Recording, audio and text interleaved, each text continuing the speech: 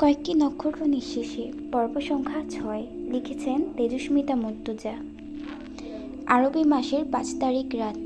তলোয়ারের মতো চারটা আকাশ জুড়ে সৌন্দর্যের অধিপতি নিয়ে সিংহাসনে আসীন।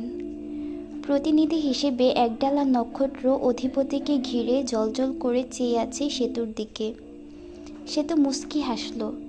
সে একজন হিংসুক দর্শনার্থী। জ্বলজ্বলে নক্ষত্রদের খসে পড়তে দেখতেই আকাশের দিকে তার রোজকার চেয়ে থাকা, তা বোধ হয় তারাও জানে। তাই তারা ফিসফিস করে ডেকে মেঘের কানে কানে কিসব বলল। মেঘেরা এসে আলগোছে অধিপতি চন্দ্র মহোদয়কে সহ তাদেরকে আড়াল করে ফেলল এক হিংসুক মেয়ের নজর থেকে। সেতু আবারও হাসল। এতে মেঘেরা গোমরা মুখে একটু অবাক হলো কিনা বলা যাচ্ছে না, কারণ তারা হয়তো জানে না আধার রাতের বৃষ্টিও হিংসুক মেয়ের অধিক পছন্দের। নক্ষত্রদের সাথে সেতুর মন কষাকষি থাকলেও মেঘেদের সাথে নেই। বাসার গাড়িতে উঁকি মেরে দেখল প্রিন্স জনাব টিঙ্কু মিয়াকে আদর করছে। জনাব টিঙ্কু মিয়া হলো প্রিন্সের পোষা কুকুর, যাকে বাসার প্রিন্সের চেয়েও বেশি ঘৃণা করে। একটা কুকুরকে কোলে পিঠে চুষে রাখা কি অরুচুর ব্যাপার। প্রিন্সও চেয়ে দেখল না বাসারের নাটক। ভাই ভাই করে ডাকছে। ছেলেটা অভিনেতা হতে পারত ভালো। বাসার নাটক ছেড়ে নাক কুচকে এগিয়ে গেল সেতুর দিকে। প্রিন্স তা ক্রোধান্বিত চোখে দেখে জনাব টিঙ্কু মিয়াকে সিটে বসিয়ে একটা বিপদ তারিণী চুমু খেয়ে গাড়ি থেকে বেরিয়ে বাসারকে অনুসরণ করল। এমন একটা মেয়ের সামনে যাচ্ছে তারা এখন, যার নাম শুনলেই প্রিন্সের মনে ভয়াবহ সমস্ত আকাঙ্ক্ষা ও চিন্তা আসে। এই মেয়েটা তার ছোট ভাইয়ের বউ হয়ে বাড়িতে আসবে ভাবলে প্রিন্স নিজের একটা নিশ্চিত ভবিষ্যৎ পাপ দেখতে পায়। ভাসুর হিসেবে সে হবে খুনি।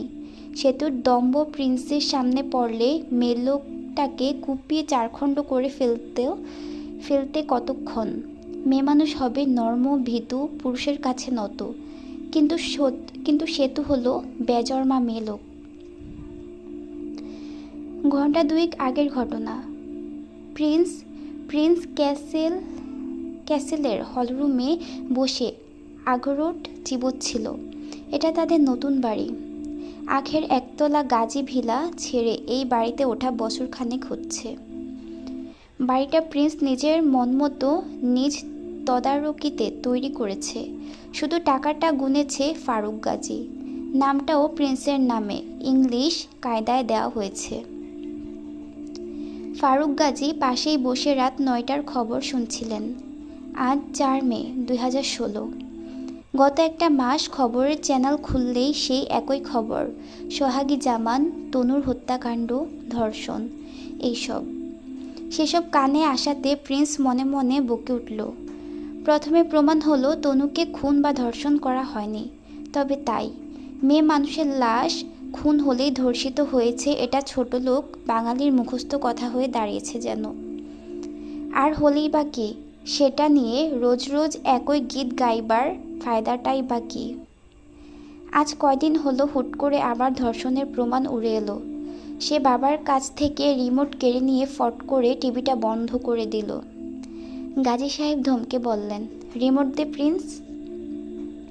প্রিন্স বলল, শব্দদূষণ হচ্ছে বাবা, এখানে আমি বসে আছি, তুমি নিজের রুমে গিয়ে খবর দেখো হলরুমে কি। এরপর চুনুকে ডেকে বলল, চুলগুলো টেনে দে চুনু, মাথা ধরেছে। সেই সময় একদম পরিপাটি তৈরি হয়ে সিঁড়ি বেয়ে নেমে এলো বাসার। প্রিন্স ভ্রু কুচকে জিজ্ঞেস করল, বাবা ও কোথায় যাচ্ছে? এমপি সাহেব নিজেও জানেন না। বাসার জানালো, ট্যুরে যাচ্ছি বাবা, ফিরতে কদিন দেরি হবে, অদ্র ভাইয়ের সাথে যাচ্ছি। দপ করে আগুন জ্বলে উঠল প্রিন্সের মাথায়। সে উঠে দাঁড়িয়ে বলল, না যাচ্ছিস না। বাসার বলল, তোর কথা মতে? বাবা 1000-20 টাকা লাগবে, কার্ড দেবে না নগদ? জলদি করো, বাসের সময় হয়ে যাচ্ছে। প্রিন্স নিজেকে সামনে দাঁত চেপে বলল, বাবা এই ট্যুরে যাবে না ও, অদ্রিজ ট্যুরে ফকির খাওয়াতে যাচ্ছে বাবা, এখানে সমস্যা আছে, আমি বললাম ও যাবে না। বাসার একরোখার মতো বলল, তুই বলার কে? প্রিন্স মুহূর্তের মাঝে তেড়ে গিয়ে গলা চেপে ধরল বাশারের, চিবিয়ে বলল, আমি তোর কে? তুই আমার বাপ, তাই বলতে চাচ্ছিলি তো? গলা ছাড়িয়ে ঝাড়া মারল বাশার। ছাড়, ওই দেখ আমার বাপ বসে আছে, তোকে চিনি না আমি, তুই কে? সর, হাওয়া পাতলা কর। প্রিন্স এ পর্যায়ে বাশারের গাল চিপে ধরতেই গাজী সাহেব উঠে এসে প্রিন্সকে ছাড়িয়ে দিয়ে চাপড় মারলেন পিঠে। ছাড় শুয়োরের বাচ্চা, কুত্তা বিলেই পালতেছি দুইটা, সারাদিন রাস্তার কুত্তার মতন খেউ খেউ খেউ খেউ। প্রিন্স বাবার থেকে নিজেকে ছাড়াতে দাপাদাপি শুরু করলো। গাজী সাহেব থাপ্পড় তুলে বললেন, প্রিন্স আমার হাত উঠাইস না, তোরা দুই ভাই আমার ভবিষ্যৎ, কিন্তু তোদের নিজেদের মাঝেই দুই পার্টির শত্রুতা, আমি তোদের কাছে কি আশা রাখবো? প্রিন্স বলল, ওর কাছে কি আশা রাখবা জানি না, কিন্তু আমার উপরে নিশ্চিত আশা রাখতে পারো, ওকে খুন করে আমি ওর মরার 7 দিনের খয়রাতে দেশবাসীর পেট পুজো করাবো। সমাজসেবা মহৎ গুণ বাবা, ওর মরার খয়রাত খাইয়ে শুরু করব। চটাং করে থাপ্পড় মারলেন গাজী সাহেব প্রিন্সের গালে। চুপ কর জানোয়ার। প্রিন্স খেকিয়ে উঠল, তুমি চুপ করো বাবা। ও হঠাৎ এই সিদ্ধান্ত নিল কেন? দুপুরেও চুনু জিজ্ঞেস করলে ও বলল যাবে না অড্রোর ট্যুরে। জিজ্ঞেস করো হঠাৎ যাবার সিদ্ধান্ত কেন? প্রিন্স এমন বজ্র কণ্ঠে গর্জে উঠল। মিসেস গাজী সহ বাড়ির সকলে এসে হলরুমে জমায়েত হলেন। বাশার এই সুযোগে প্রিন্সকে সর্বোচ্চ ক্রোধ দিতে বলল, সেতু যাচ্ছে, সেতু সেতু, ও যেখানে আমিও সেখানে, তুই শুনেছিস? সেতুর জন্য যাচ্ছি আমি, সেতুর জন্য।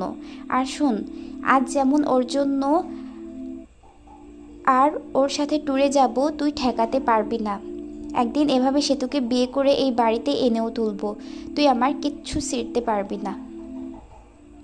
প্রিন্স উন্মাদ প্রায় হাতে বাবার মাথার ওপর দিয়ে ভারী চীনামাটির বিশাল ফ্লাওয়ার বাসটা তুলে ছুঁড়ে মারল বাশারের দিকে। লাগলে বাসার মাথা ভেঙে খণ্ড হয়ে যেত সঙ্গে সঙ্গে, লাগলে বাশারের মাথা ভেঙে খণ্ড হয়ে যেত সাথে সাথে। কিন্তু লাগলো না, সেটা গিয়ে সিঁড়ির ওপর পড়ে বিকট শব্দে খানখান হয়ে গেল। বাড়িতে দুই ভাইয়ের এ ধরনের হুলস্থুল কাণ্ড রোজকার। এ বাড়ির কাচের আসবাবগুলো রোজ পরিবর্তন হয় এই সুবাদে। প্রিন্স বলল, শালা পাগল জন্মে ছেড়ে দিয়েছে আমার বাপ। ওই ডাইনি তোরে বাল দিয়েও লাড়ে না। হ্যাঁ, বিয়ে করবা ওরে? চেনো? তোমার পিছনে বাঁশবরে খাড়া করে রাখবে। বিয়ে করবে তোমাকে? কুত্তার মতো জিভ বাইর করে তুই ঘুরিস, ও পায়ের তলায়ও তুই নাই। আর না, বিয়ে করে দুইটাকে গরম পানিতে সিদ্ধ করে এক কফিনে ঢুকিয়ে গেড়ে রাখবো শালা। মিসেস গাজী প্রিন্সের গা নেড়ে মেজাজ ঠান্ডা করার চেষ্টা করে বাশারকে বলল, থাপ্পড়ে গাল ফাটিয়ে দেব বেয়াদব ছেলে, বড় ভাইয়ের সাথে আচরণ জানিস না? আর বাপটা আরেক গোলাম, দাঁড়িয়ে দেখছে এই তামাশা। বাশার হেসে উঠল, বড় ভাই, ঘেন্না করে আমি এই বড় ভাইকে। তোমার ছেলে বড় ভাইয়ের মর্ম বোঝে? দেখলেই শুয়োরের মতো খ্যাক খ্যাক করে তেড়ে আসে সে বড় ভাই। কোনো একদিন দেখবা সত্যিই আমাকে খুন করে লাশ ফেলবে তোমার সামনে, সেই দিন বড় ভাই বুঝবা। তাতেই বা কি, আদরের বড় ছেলে আম্মা, আদর চালিয়ে যাও, আমি যাই। গাজী সাহেব কপাল চাপড়ালেন। দুটো সারাক্ষণ ইঁদুর বিড়ালের মতো লেগে আছে ওর পেছনে। প্রিন্সের দাবি বাশার তাকে মান্য করে চলবে। বাশারের কথা প্রিন্স ভাইয়ের মধ্যে পড়ে না। বাশার ক্রোধ অভিমান মুখে করে গটগট করে বেরিয়ে গেল। মিসেস গাজী প্রিন্সকে বললেন, যা ওর পেছনে যা, রেগে বেরিয়ে গেছে, ছোট ভাইও তোর। নিজে গিয়ে বাসে তুলে দিয়ে আসবি। সুইটের বাবা টাকা দাও, তুই নিজে টাকাগুলো ওর হাতে দিয়ে আসবি। তোকে বেশি আদর দিয়ে বাদর করে ফেলেছি, দূর হ জাহিল। প্রিন্স ফুঁসে উঠল, আম্মা। চুপ, হয় যাবি নয়তো মা বলে ডাকিস না আমাকে। কি বলে গেল শুনলি না? ছোট হিসেবে ও যেসব না করে তুই দামড়া ছেলে সেই সব কাণ্ড করিস। যা, ওকে ধর। প্রিন্স কী করলো, গাড়ির চাবিটা নিয়ে রুমে গেল। হাত মুখ ধুয়ে পোশাক পরিবর্তন করে টাকা নিয়ে তবে নেমে এলো। চাবি না পেয়ে দাঁতে দাঁত চেপে দাঁড়িয়ে রইল বাসার সুইট। ট্যুর থেকে ফিরে যদি সে নিজের গাড়ি না কিনে নিতে পারে তাহলে বাড়ি ছাড়বে। দরকার পড়লে সেতুর বাপের সাথেকার টেন্ডারবাজির চুক্তির টাকা মেরে হলেও নিজের গাড়ি কিনবে। এরপর বাসারকে গাড়িতে করে ছাড়তে এলো প্রিন্স। বাসারের ডাক শুনে সেতু নিঃশব্দে হাসল। তার আন্দাজ মিথ্যে হয় না। সে এরকম অপেক্ষা করছিল বাসার হাঁপাতে হাঁপাতে এসে হাজিরা হাঁকবে তার পিছে। সেতু বাসার সঙ্গে আলফাজকে দেখতে পেল। নীল শার্ট, সাদা জিন্সটা হাঁটুর কাছে ফাটা। এই ফাটা প্যান্ট নিয়ে ঋতুর চমৎকার একটা ধারণা আছে। এই প্যান্টগুলো মূলত চোরাবাজার থেকে 50 টাকা পিসে কেনা। ঋতুর কল্পনায় প্রিন্সের প্যান্ট কেনার সম্ভাব্য দৃশ্যটা এমন: দোকানদার হাঁক ছাড়ছে, এ লেলো 50, খালি 50, দেখা লন, বাইছা লন, খালি 50। এটা বোমা পড়া প্যান্ট, এটা ঝরে পড়া, আর এটা লন সিধা ঘরে ঢুকে ঘুমন্ত মাইশের পরন থেকে টানমাইরা খুলে আনা প্যান্ট। খোলার সময় হাঁটু ফেটে গেছে, খালি 50, 50, 50। আলফাজের পায়ে ব্রাউন লেদার শুজ, কিন্তু গায়ের রং ধরা খেয়ে গেছে প্রিন্স। তার বাবা মা কেউ কালো না, বাসারও কালো না, কিন্তু তাকে কালো বললেই ঠিক লাগে। শ্যামনার চাইতেও একটু আধার ত্বকের রং, চোখের মণি আরও কালো। এশিয়ানদের চোখের মণি হয় ব্রাউনিশ, তবু সেটাকে কালো বলে চালিয়ে দেওয়া হয় কারণ আপাত দৃষ্টিতে দূর থেকে দেখতে কালোই লাগে তাই। কিন্তু প্রিন্সের চোখের মণি খাঁটি কালো, গভীর। ডান ব্রুতে পিন করে সিলভার পিন লাগানো, বাঁকানে স্ট্যান্ড ইয়ারিং, ছোট্ট একটা বর্গাকৃতির কালো মেটাল। আলফাজ গাজী প্রিন্স নাম মনে এলে সেতু চমৎকার একটা ছড়া খেয়ালে আসে। তার ছিঁড়া ফাটা জিন্স নাম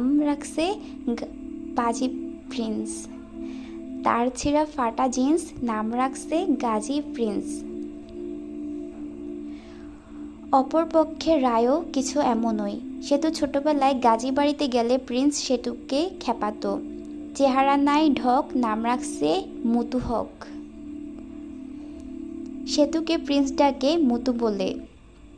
বিশ্রী এই নাম ধরে ডাকা নিয়ে ছোটবেলায় প্রিন্সের সাথে সেতুর যে মারাত্মক রেষারেষি হয়ে গেছে তা এখনও চলমান। প্রিন্সের পড়ালেখার হিসেব গোলমেল। সে পড়তে গেছে বড় বয়সে, কারণ তাকে গাছের সাথে বেঁধে পিটিও স্কুলে নেওয়া যেত না। সে যেত টাকাবাজি ধরা মার্বেল গুলি খেলতে। এই ছোট বয়সে জুয়া বড় হবার সাথে সাথে গাঢ় হয়ে প্রিন্স এখন নামকরা জুয়ারি, বিশেষত পোকার খেলায় এককরা খিলাড়ি। তা বড় বয়সে পড়তে গিয়ে ক্লাস 4 না পড়ে 5, এরপর 7 না পড়ে 8 পড়েছে, কিন্তু ইন্টারমিডিয়েট 2 বার ফেল। তৃতীয়বার ফারুক গাজী সাফ জানিয়ে দিয়েছেন, এবার যদি তুই ফেল মারিস প্রিন্স, তোকে সুইপারের কাজে লাগিয়ে দেব। মানুষের বাড়ির ঘু আর রাস্তার ড্রেন সাফ করে খাবি। প্রিন্স এই ভয়ে সেবার ইন্টার পাস করলো। এরপর ভার্সিটিতে রাজনীতি আর অবৈধ ধান্দাবাজি চালাতে গিয়ে ফেল মারতে মারতে এক পর্যায়ে কোনো ডিগ্রি না নিয়ে পড়ালেখা থেকে ইস্তফা নিয়েছে। তার বয়সের ক্ষেত্রে মিসেস গাজী বলেন 29 চলে, সালের হিসেবে 32 পার, কিন্তু মনের রসের দিক থেকে সে সবে 22। মূলত কেউ জানে না প্রিন্সের আসল বয়স কত। ঘটনা চিত্রনায়িকা পূর্ণিমা ও জয়া আহসানের মতো।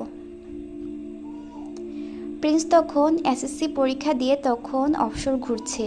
সেতু পড়ে ক্লাস 4-এ। এই সময় সেতুর চঞ্চলতা ফুরিয়ে একটা অসুস্থ গম্ভীরতা ভর করেছিল ওর মধ্যে।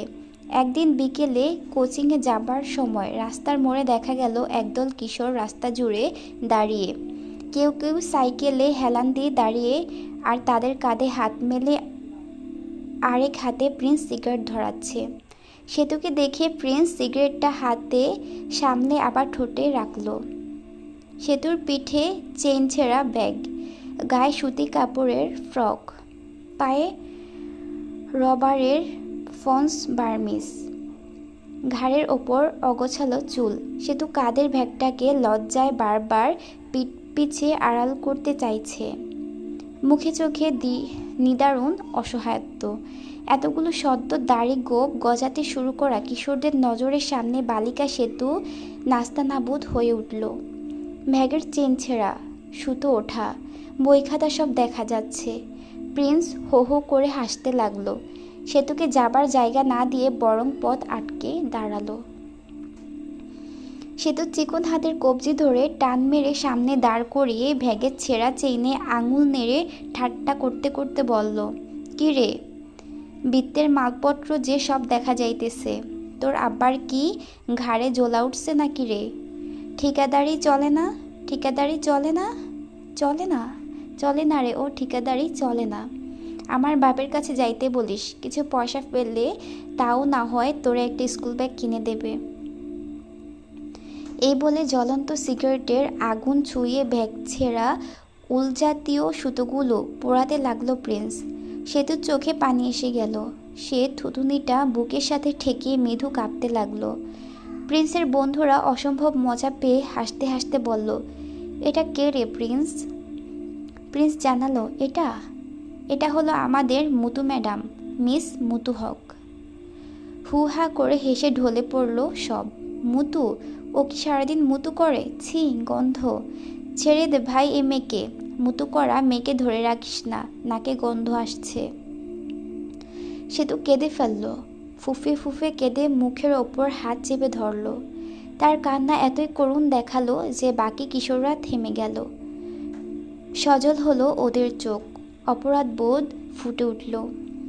ওইটুকু মেয়ের কান্নায় যে এত গভীর আবেগ আর এত কষ্ট ফুটে উঠতে পারে তা দেখে অবাক হলো।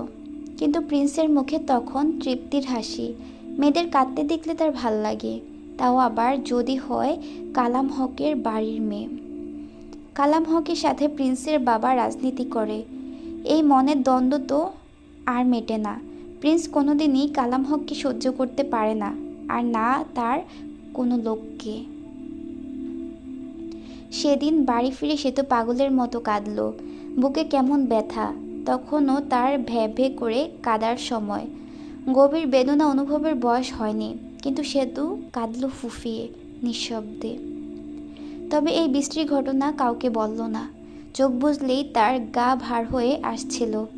সে ছোট হলেও একটা মেয়ে, তাকে নিয়ে রাস্তাঘাটে সবার সামনে এমন ঠাট্টা খুব নিচু ঘটনা। এইটুকু সেতু ভালোভাবেই বোঝে। কাঁদতে কাঁদতে সেতুর বিরক্ত লাগা শুরু করলো। কেঁদে সে আরও অতৃপ্ত হতে লাগলো। কাদাটা জগতের নোংরা প্রতিক্রিয়াগুলোর একটা, এটা সেতুর মনে সেভ হয়ে গেল। Tit for tat. ফারুক গাজীর বাড়িতে তাদের বাড়ির যাতায়াত ভালোই। সেতু পরদিন বিকেলে গিয়ে বাগানে পার্কিংয়ে প্রিন্সের সেই সাইকেলের ব্রেক কেবলের কুণ্ডুলিত অংশটা আলগা করে রেখে এলো। এই কাজ সে এর আগে নিজের ভাই সন্টুর ক্ষেত্রেও করেছে, হাত পাকা। সে জানে এভাবে ব্রেক ফেল হয়। প্রিন্স নিজের ফিনিক্স সাইকেলটাকে চালায় ঘোড়ার ব্যাগে। সেই সাইকেল দিয়ে ভরা মেন রোডে রেশ দেয়। পরদিন সেম তো সাইকেলের গতি তুলে প্রিন্স টের পেল ব্রেক ফেল। ভাগ্যক্রমে সাইকেলটা ধুম করে বাড়ি খেল এক জাপানি মোটরসাইকেল ইয়ামাহার সাথে। তার হাঁটুর মাংস খাবলা ধরে উঠে গেল। হাঁটুর নিচে ফিমারে ফ্র্যাকচার, 1 মাস বেড রেস্ট। কপাল কাটল, হাতে চামড়া ছেলে গেল। কানে বাড়ি খেয়ে সাময়িক কালো হয়ে গেল। কানে বাড়ি খেয়ে সাময়িক কালা হয়ে গেল, কানে কথা ঢোকে না। সেতুর মা ফারুক গাজীর ছেলেকে দেখতে গেলেন, সঙ্গে গেল সেতু।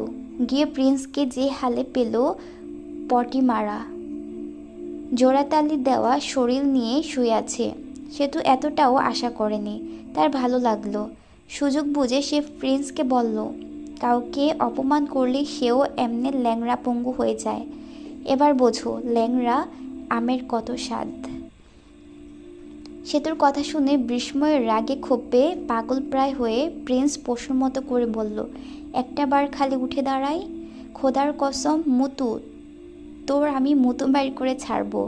শুয়োর মাগি, তোকে যদি ছিঁড়ে 2 ভাগ না করি আমি আলফাজ গাজী না, মনে রাখিস ফকিন্নির বাচ্চা। 9 বছর বয়সী সেতু দমল না সেদিন, কাঁদল না, ভয় পেল না, বরং বয়সের সাথে সামঞ্জস্য উপায়ে জিহ্বা বের করে ভেঙচি কেটে বলল, আবে যা যা, পারলে আমার বালগুলো ছিঁড়ে বোঝা বেঁধে হাটে বিক্রি করিস। আগে উঠে তো দেখা, আমি যদি মুতু হই তো তুই পাজি কালা পাঠা। এই বয়সে কোনো মেয়ের আচরণ ও ভাষা অস্বাভাবিক প্রতিশোধ পরায়ণ ও ইগোয়েস্টিক হিসেবে সেতু পেল পাগলের খেতাব। এদিকে তাকে নিত্য অশ্রাব্য গালি ও হিংস্রতা শেখানোর জন্য বাড়িতেই চমৎকার এক শিক্ষক মজুদ ছিল সবসময়, কালাম হক।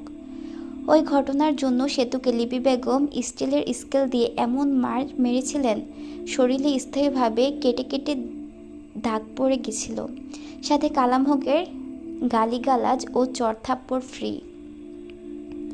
সেই মেয়েকে প্রিন্স আজ অব্দিও বাঁচিয়ে রেখেছে, সে নেহাত ভালো মানুষ বলে। কিন্তু বাশারকে যে জাদু করেছে সেই জাদু ছুটানোর জন্য কবিরাজ ধরা আবশ্যক হয়ে পড়েছে। আজ সেতুর পরনে অভিজাতপূর্ণ পোশাক, সালোয়ারটা লাল ছায়ার মতো ঘেরবিচিষ্ট, কামিজ কালো, ঝলমলে লাল কালোর রং মিশ্রণে জর্জিয়াট ওড়নাতে সুতো ও স্টোনের কাজ, পায়ে বাদামি ও সোনালির মাঝামাঝি চমকপ্রদ রঙের ক্লাসি পেন্সিল হিল, গা থেকে চ্যানেল নং 5 ভেটিভার পারফিউমের মেলি সুঘ্রাণ ভেসে আসছে। প্রিন্সের গা শিউরে উঠল। এ পর্যায়ে তার খেয়াল হলো এই বজ্জাত মেলোকটাকে কিছুক্ষণ যাবৎ খুঁটিয়ে দেখছে সে। সঙ্গে সঙ্গে অশ্রাব্য এক গালি দিয়ে স্থান ত্যাগ করল। সে যে এসে দাঁড়ালো, মিনিট কয়েক দাঁড়িয়েই রইল, অথচ সেতু তাকালো না, না কোনো সৌজন্যবোধ আর না হেলদোল। সে কখনো কারো সামনে এভাবে অগ্রাহ্য হতে অভ্যস্ত নয়। লোকে তাকে সামনে দেখতেই ব্যতিব্যস্ত হয় ভয়ে নয়তো সম্মানে। আলফাজ চলে গেল বাসার সুর করে সেতুকে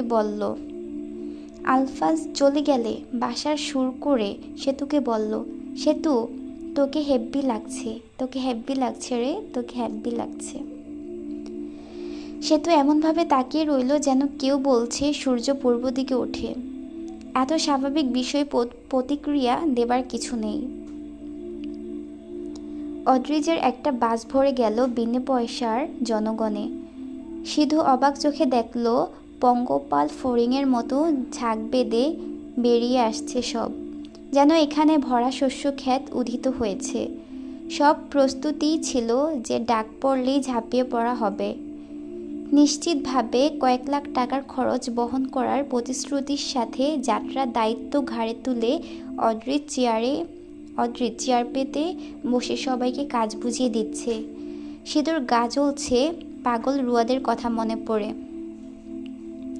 রুয়াদ দূরে নিজের থেমে থাকা বাসের তদারকি করছে এবং প্রথম বাসটায় অদ্রিজের পরিবার ও চাঁদা দেওয়া লোকজন।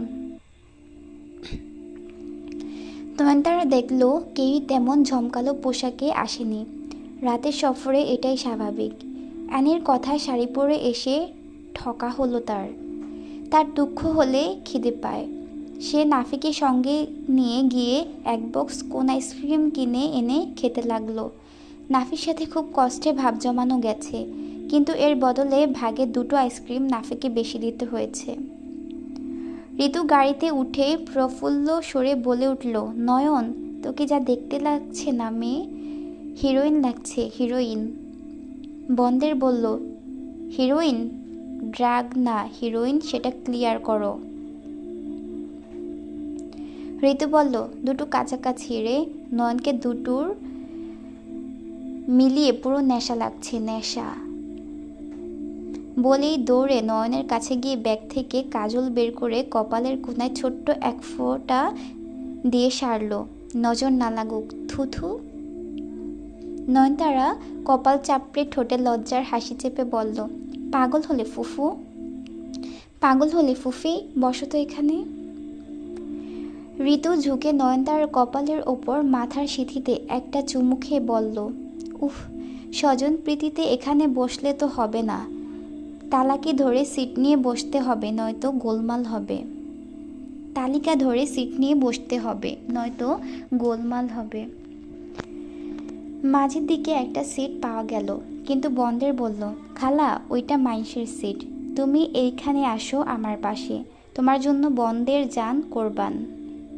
ঋতু মুখ ভেঙচে বলল, না প্রিয় ভাগ্নে, জান কোরবানি দেবার আগে তুমি সকালে দাঁত ব্রাশ করার অভ্যেস করো, তারপর ভাববো তোমার জানের কোরবানি গ্রহণ করব কিনা। এত বড় অপমানে বন্দরের মরে যেতে ইচ্ছে করল না বলে তার মনে হলো সে বোধহয় এখানেও জর্দার নেশায় আছে, নয়তো এখন তার উচিত দৌড়ে গিয়ে পুকুরে ঝাঁপ দিয়ে মরা। ঋতু সিটের মাঝে দাঁড়িয়ে রইল গম্ভীর মুখে। সে সময় বাসে উঠল এক লম্বা পুরুষ। উঠতে গিয়ে বাসের দরজায় একটু মাথা নত করতে হলো তাকে, কিন্তু নয়নতারার এর চেয়ে লম্বা পুরুষ চেনা আছে, তার ছোট চাচা। রুয়াদ হলো আস্ত সুপারি গাছ, তবে নয়নতারার নারী চক্ষু আজ দ্বিধায় পড়ল। চাচ্চু তো চাচ্চুই, তা এই পুরুষ ও চাচ্চুর মাঝে কে বেশি আকর্ষণীয় ও সুদর্শন? সে কি আগে কোনো পুরুষকে এরূপ দৃষ্টিকোণ থেকে দেখেছে? নয়নতারা ও অ্যানি তখন গল্প করছিল। দুজনের দৃষ্টি একসঙ্গে থামল পুরুষটির ওপর। নয়নতারার নজর স্থির হয়ে ভ্রু কুঁচকে গেল। সে দেখল এক সম্ভাব্য চেনা পুরুষকে, যাকে দেখে নয়নতারার মনে হলো কিছু সময় পূর্বেই সাক্ষাৎ ঘটেছিল। আর অ্যানি দেখল চুলদাড়িতে খুর পড়া বয়স 30-এ বিচরণকারী অদ্রিজ প্রধানকে। নীরবতা ভেঙে নয়নতারা চটপট গলায় বলে উঠল, এই যে আপনি, তখনকার সেই বমি করা লোকটা না? লোকটা তাকালেন। নয়নতারা বুক খামচে ধরল সেই দৃষ্টি। পলক না পড়া নির্জীব মৃত্যুর মতো চাহনি। দুপুরে দেখার সময় চেহারা ভালো মতো বোঝা যায়নি, এখন ফর্সা মতো একটি পুরুষ চেহারা দেখতে পাওয়া যাচ্ছে, যিনি বয়সে নয়নতারার চেয়ে উল্লেখযোগ্য সংখ্যায় বড়। ফর্সা চেহারায় কালশিটে পড়া দাবা চোখজোড়া ল্যাবরেটরিতে রাখা মৃতদেহের চোখের মতো। সেই চোখের লেন্স দুটো সমুদ্র মাফিক গভীর আর রঙিন ঝলঝলে। কোনো জীবস্মৃত পিচাস যদি রক্তের তৃষ্ণায় কোনো মানুষকে দেখে, হতে পারে তার চাহনি এমনই হবে। খুরের মতো ধারালো চোখের দৃষ্টি, অস্বাভাবিক একটি চেহারা একধ্যানে শুধু তাকিয়েই থাকলো নয়নতারার দিকে। নয়নতারার অস্বস্তি হতে লাগলো। সে নিজের দিকে তাকিয়ে নিশ্চিত হয়ে চাইল কোথাও কোনো গড়বড় হয়েছে কিনা। না, সব ঠিকঠাক। তাহলে লোকটা এভাবে চোখে গেলার মতো তাকে দেখছে কেন? অ্যানি ফিসফিস করে বলল, তারা, তুমি চেনো তাকে? নয়নতারা বেখেয়ালি কণ্ঠে বলল, চিনি বলতে আজই দুপুরে সাক্ষাৎ হয়েছিল। অসুস্থ ছিলেন উনি, ওনাকে এখন এখানে দেখব ভাবিনি। নয়নতারা থেমে গেল। কেন ভাবিনি সে? অপরিচিত অসুস্থর বলে যাওয়া শেষ বাক্যটি সে ভুলে বসেছিল। তোমার সঙ্গে আমার দেখা হবে, তুমি মিলিয়ে নিও। নয়নতারা বিস্মিত হয়ে তাকালো। তখনও লোকটা একই দৃষ্টিতে তাকিয়ে দেখছেন। নয়নতারা সেদিকে দৃষ্টি রেখে নিচু স্বরে শুধালো, কে লোকটা? অ্যানি রসিক স্বরে জানায়, কালপুরুষ। নয়নতারা কপাল জোড়ায়, কালপুরুষ? নয়নতারার ঠোঁটে স্মিত হাসি ফুটল। নামটা বোধহয় পছন্দ হলো তার। সে একবার আওড়ালো, কালপুরুষ, এ তো এক নক্ষত্রমণ্ডলের নাম। এ সময় ঋতু তার শান দেওয়া গলায় চেঁচিয়ে উঠল, আরে অদ্রিজ প্রধান না? নয়নতারার চঞ্চল ও চতুর মস্তিষ্কে সক্রিয় চিন্তা খেলে গেল। অদ্রিজ প্রধান মানে মাসুরা ফুফির ছেলে, চাচ্চুর বন্ধু। অদ্রিজ প্রধান বাসের মধ্যে উঠে এসে সকলের সম্মুখে নয়নতারা সিটের পাশে দণ্ডায়মান হলো। নয়নতারা চুপ করে গেল। অদ্রিজ প্রধানের হাতে একটি ধাতব মুদ্রা কয়েন দেখা গেল, যেটা তিনি আঙুলের মাঝে নিয়ে খেলছেন। অদ্রিজ প্রধান ঋতুকে বললেন, তুই ওখানে কেন? ঋতু নাক শিউরে জানালো, তোমার ব্যবস্থাপনা খুবই খারাপ। অদ্রিজ প্রধান প্রতিবাদ না করে হাসলেন, তাই নাকি? অবশ্যই তাই, আমি এখনো সিট পাইনি। পাশেই সিট খালি দেখছি, বসে পড়। ওটা আমার না। কে বলেছে? সিট বলেছে তাই? আরেকবার বলতে বলতো শুনি। ঋতু কটমট করে তাকিয়ে কিছু বলতে চেয়েও না বলে বসে পড়ল সিটে। তখন নিচ থেকে এক লোক এসে ডাকলো অদ্রিজকে, প্রিন্স ভাই ডাকছে আপনাকে। অদ্রিজ প্রধান নেমে গেলেন। তার পরপরই বাসে এক ছেলে উঠে ঋতুর সিট অবধি গিয়ে ঋতুর ভয়ানক মুখ দেখে আর বলার সাহস পেল না ওটা তার সিট।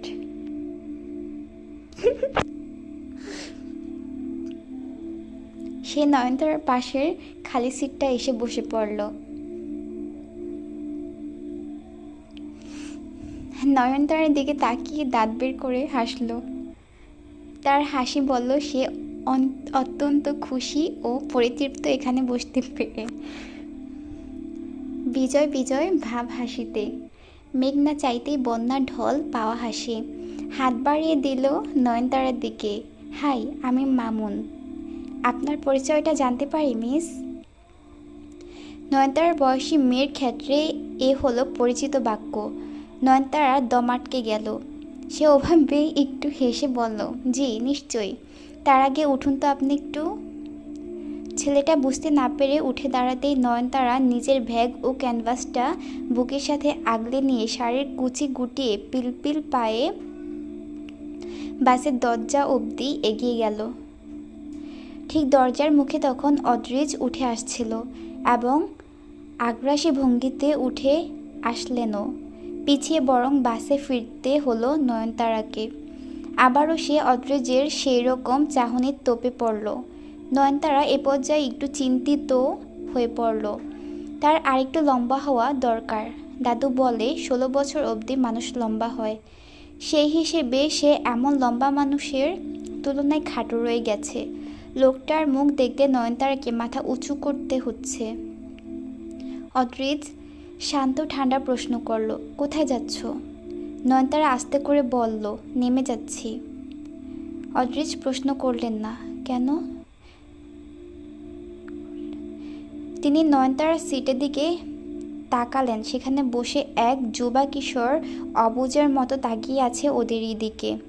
অদ্রিজ ঘাড় নেড়ে ইশারা করলেন ছেলেটাকে, সিট থেকে বের হয়ে আয়। ছেলেটা বের হয়ে এলো। অদ্রিজ নয়নতারাকে ইশারা করলো, যাও। নয়নতারা একবার পেছনে ফিরে সিট দেখে নিয়ে ফের অদ্রিজের দিকে তাকিয়ে একগাছা চুল কানের পেছনে গুজল। অদ্রিজ প্রধানের কি হলো বলা যায় না, তবে তিনি সামান্য ঠোঁট ফাঁকা করে একটা শ্বাস ফেলে ঢোক গিললেন। তার গলার ষড়যন্ত্রের অ্যাপলটা ওঠানামা নয়নতারার নজর এড়োল না। নয়নতারা দ্বিধান্বিত পায়ে ফের গিয়ে বসল সিটে। অদ্রিজ ঋতুকে বললেন, তুই বেরিয়ে আয়। ছেলেটাকে ওখানে বসিয়ে ঋতুকে বলল, তুই 3 নম্বর বাসে চলে যা। নয়ন এখানে, ওকে ফেলে আমি যেতে পারি না। অদ্রিজ বললেন, ও ঠিক থাকবে এখানে, তুই নিশ্চিন্তে যা। অদ্রিজের চোখের দিকে তাকালে তর্ক করা যায় না। এক রাজ্য শীতল আধিপত্য খেলা করে সেখানে। ঋতু অগত্যা বলল, ওখানে গিয়ে কি বলবো? কিচ্ছু বলতে হবে না, সোজা গিয়ে বসে পড়। এরপর তিনি সামনে দণ্ডায়মান হয়ে সবার উদ্দেশ্যে বললেন, তো ব্যবস্থাপনার কাজে নির্দিষ্ট সময় থেকে একটু দেরি হবার জন্য দুঃখিত। এই বাস এখনই ছাড়বে। সবাই প্রস্তুত? সবাই উৎফুল্ল হয়ে সমস্বরে বললেন, প্রস্তুত। এরপর নয়নতারার পাশের খালি সিটটা দেখে নিয়ে এরপর নয়নতারার পাশের খালি সিটটা দেখে নিয়ে অদ্রিজ বন্দেরকে ডেকে বললেন, বন্দের, তুই সামনে এখানে এসে দাঁড়া, ব্যবস্থাপক সিটে বসে থাকবে না। বন্দের উঠে এসে দাঁড়ালো পাশে। নয়নতারা বুঝলো তার জন্যই বন্দেরকে সিটটাতে বসতে বলা হলো না। বন্দের ভাই লোকটি দাঁড়িয়ে যাবে সারা রাত এভাবে? সে সময় বাসে উঠে এসে আরও 3জন লোক দাঁড়ালো। বোঝা গেল বাসের তদারকির জন্য এদেরকে সাথে দিচ্ছেন অদ্রিজ। এরপর আর বিলম্ব না করে ড্রাইভারকে বাস ছাড়ার নির্দেশ দিয়ে অদ্রিজ নেমে গেলেন বাস থেকে এবং তিনি দরজার কাছে পা রাখতেই নয়নতারা বলে উঠল, আরে উনি নেমে যাচ্ছেন কেন, যাবেন না? বন্দের বলল, অদ্র ভাই প্রাইভেট গাড়িতে যাবে নয়ন।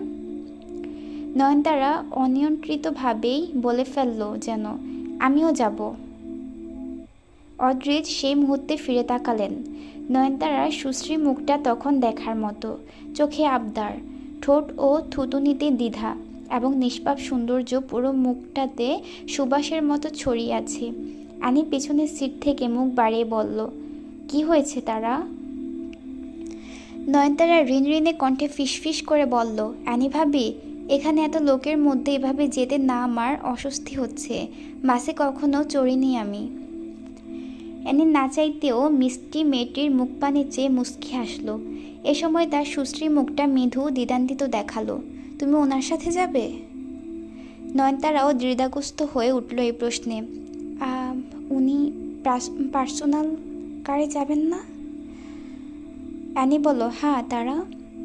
নয়নতারা জবাব দিতে পারে না, সে বরং কিসের এক প্রত্যাশা ভরা দুচোখ মেলে পুরুষটির দিকে তাকায়। এতে চোখাচোখি হয়ে যায়। অদ্রিজ তার দিকেই তাকিয়ে আছেন একদৃষ্টে। নয়নতারা চঞ্চল ঢোক গিলে ঠোঁটে ঠোঁট গজে। দেখতে অসম্ভব সুন্দর লাগে মেয়েটার মুখভঙ্গি ও চোখের দিদা। বিনিময়ে অদ্রিজ প্রধান পরিমাপকৃত দুটো শব্দ উচ্চারণ করলেন কেবল, নেমে আসো। নয়নতারা পরীর মতো শাড়ির আঁচলের ডানায় ভর করে উঠে গেল। তার উচ্ছ্বাস জানাতে পায়ের নুপুর ঝনঝন করে বেজে উঠল। অপুটো হাতে শাড়ি সামলাতে গিয়ে সে আঁচলখানি ভাঁজ করে কাঁধে তুলে বাসের দরজায় গিয়ে পৌঁছালো। কিন্তু এখানে তার ব্যাগ, শাড়ির কুচি, প্রিয়তম ক্যানভাস তাকে সংকটে ফেলল। এই সংকট দূর করতে অদ্রিজ প্রধান এগিয়ে এলেন এবং আকস্মিকভাবে প্রথমেই তিনি নয়নতারার শাড়ির আঁচল টান মেরে নামিয়ে দিলেন। নয়নতারা চমকে গেল। আন্দাজ করে লজ্জা পেল আঁচল কাঁধে তোলার ফলে তার বোধহয় পেট অনাবৃত হয়ে গিয়েছিল। অদ্রিজ এরপর একে একে ব্যাগ, ক্যানভাস হাতে নিয়ে অপর হাতে নয়নতারার নরম হাতখানা চেপে ধরে নিজ শরীরে অবলম্বন দিয়ে নামিয়ে নিলেন নয়নতারাকে। সকলে নিঃশব্দ দেখল ঘটনাটুকু। রাত 12টা 7 এই বাসটা ময়মনসিংহ ছাড়ার উদ্দেশ্যে রওনা হয়ে পড়ল। নয়নতারা দাঁড়িয়ে দেখল বাসের প্রস্থান। অদ্রিজ তখন তার ক্যানভাস ও ব্যাগ হাতে নিয়ে দাঁড়িয়ে রইলেন তার পাশে। নয়নতারাকে দেখতে বেজায় প্রফুল্ল লাগলো। সে এক বিজয়িনীর মতো শ্বাস টানল। অত লোকের মাঝে বসে সফর করার পরিবেশ থেকে নিজেকে বাঁচিয়ে আনার বিজয়ে সে আজ বিজিত। মুখে চোখে মুক্তির সুখ ও বাঁধন ছাড়া চঞ্চলতা। আজ সে যাবে প্রকৃতির খোঁজে, বাতাসে ভেসে। দুটো বাস ছেড়ে দিল, ছাড়ল না রুয়াদেরটা। বাসে সে থাকায় বাসটাও তারই মতো নিয়মিত ও সময়জ্ঞানী হয়ে উঠেছে। তার বাসটা স্পট থেকে বেশ কিছুটা দূরে দাঁড়ানো। ঋতু গটগট করে গিয়ে উঠল সেখানে। লম্বা একটি পুরুষ কাপড়ের ব্যান্ডেজ বাঁধা হাত নেড়ে নেড়ে তদারকি করছে সেখানে, এবং সেই পুরুষটিকে ঋতু অপ্রত্যাশিতভাবে রুয়াদ ঠাহর করে থমকে দাঁড়িয়ে পড়ল। অস্ফুট স্বরে উচ্চারণ করল, রুয়াদ ভাইয়া। রুয়াদ তখন একটি মেয়েকে জিজ্ঞেস করছে, তোমার নাম কি? মেয়েটি বলল, আমার নাম রিয়া। রুয়াদ তালিকায় দেখল রিয়া নাম আছে। সে ডাকল, ঠিক আছে ম্যালেরিয়া, তুমি এদিকে আসো। রিয়া সরু গলা চেঁচিয়ে উঠল, কি ম্যালেরিয়া? ও আচ্ছা, ম্যালেরিয়া না, ঠিক আছে ডায়রিয়া, তুমি এখানে এসে বসো। ঋতুর দম আটকে একবার পিছু ফিরে সেতুকে দেখল। চিকুন হাই হিল পায়ে অধিপত্যের রানের মতো শীতল পা ফেলে সেতু এগিয়ে আসে বাসের থেকে একটু দূরে দাঁড়ালো। আলফাজ গাড়ি নিয়ে এসে শব্দ করে ব্রেক কষে থামল। বাবা টাকা দিয়েছে 17,000, বলেছে আর নেই এই ঢের। আলফাজ মানিব্যাগ বের করে 3টে 1000 টাকার নোট বের করে 17,000-এ মিলিয়ে আরেকবার একটানে গুনে নিল। এরপর রাবার মেরে 20,000-এর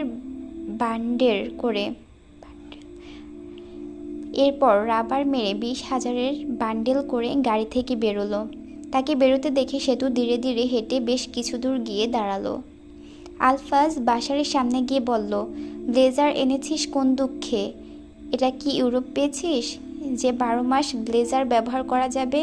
দে ওইটা। বাসার কথা বলল না। আলফাজ ধমকে বলল, টাই কোথায়? টাই পকেটে রাখা জিনিস। বাসার চুপচাপ টাইটা বের করে আলফাজের হাতে দিল। আলফাজ টাইটা বাসার গলায় রেখে চট করে পাশ মারল। দাঁত খেঁচে বলল, আমার কথা না শোনার জন্য একদিন এভাবে দম করে মেরে ফেলবো তোকে।